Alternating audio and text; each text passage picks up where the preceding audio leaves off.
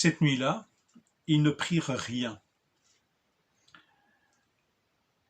Cette nuit de pêche, sans rien prendre, nous en rappelle une autre dans l'évangile de Luc, au chapitre 5.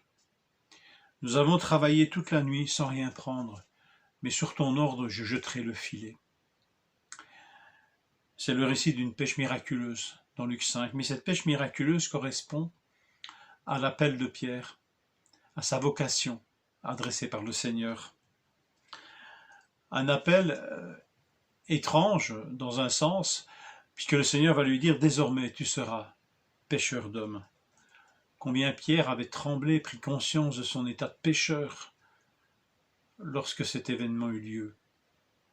Relisez une fois les premiers versets de Luc 5.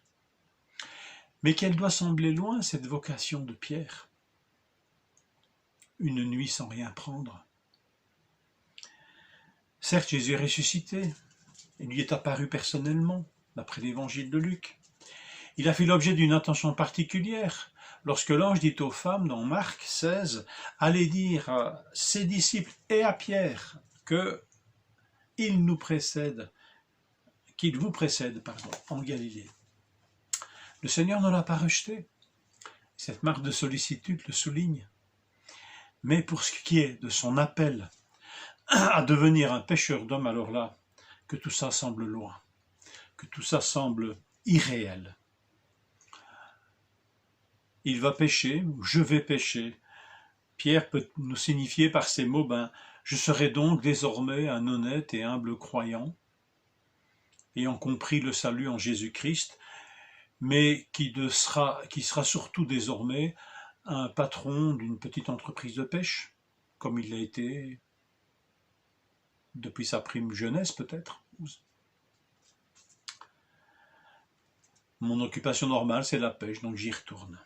Je vais pêcher, dit Pierre au singulier, ne s'occupant plus des autres, peut-être pas par orgueil, mais par conscience de son indignité. Qui est-il maintenant pour donner des ordres à qui que ce soit? Ou pour inviter d'autres à suivre, lui qui n'a même pas suivi son Seigneur jusqu'au bout. Je vais pêcher. Et si les autres veulent venir, qu'ils viennent. Mais par une contraction de l'histoire dont le Seigneur a le secret, voilà l'histoire de Luc 5 qui se répète par le même préambule.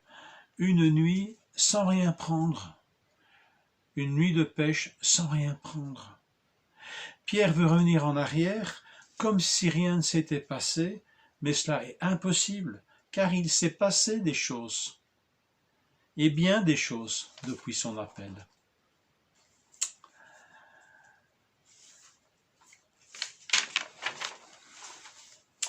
Le Seigneur ne revient pas en arrière, lui, comme si de rien n'était, comme si rien ne s'était passé. Il a appelé Pierre après une nuit de pêche stérile, lui adressant une vocation qui orientait toute sa vie. Et le Seigneur ne revient pas sur cela. On nous prédit aujourd'hui que l'après-confinement ne sera pas un retour à notre ancienne manière de vivre. Les choses ne seront plus comme avant.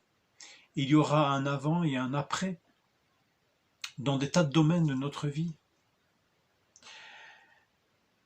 On nous rappelle là cruellement, ou peut-être durement pour nous, qu'on ne récupère jamais son passé. On ne revient pas à sa vie passée comme si rien n'était, comme si de rien n'était, comme si rien ne s'était passé. Alors avec le Seigneur, d'abord, nous ne devons pas penser qu'une déception, un revers, une épreuve trouvera sa solution par un retour en arrière à nos anciennes vies. Si regard en arrière il doit y avoir, que ce soit un regard vers ces moments où le Seigneur a croisé notre chemin et nous a appelés à le suivre. Comme cette nuit en Luc 5, qui correspond à l'appel de Pierre. La nuit, sans rien prendre, prépare Pierre à rencontrer à nouveau celui qui l'avait appelé après une nuit sans rien prendre et qui va le rétablir.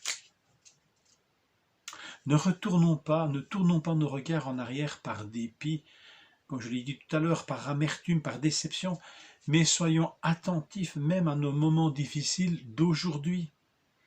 qui par sa grâce peuvent nous ramener à l'appel que Dieu nous a adressé, peut-être dans des moments difficiles, presque similaires d'autrefois. Mais il nous en a tirés et nous a appelés. Dieu ne change pas d'idée à l'égard de ceux qu'il a appelés. C'est ainsi que la Bible en français courant traduit ce verset peut-être bien connu de Romains 11, 29. Les dons gratuits et l'appel de Dieu sont irrévocables, où Dieu ne se repent ni de ses dons, ni de ses appels. Béni soit-il. Que Seigneur vous fortifie dans cette journée, et dans sa grâce, et dans cette certitude que celui qui vous a appelé ne revient jamais en arrière.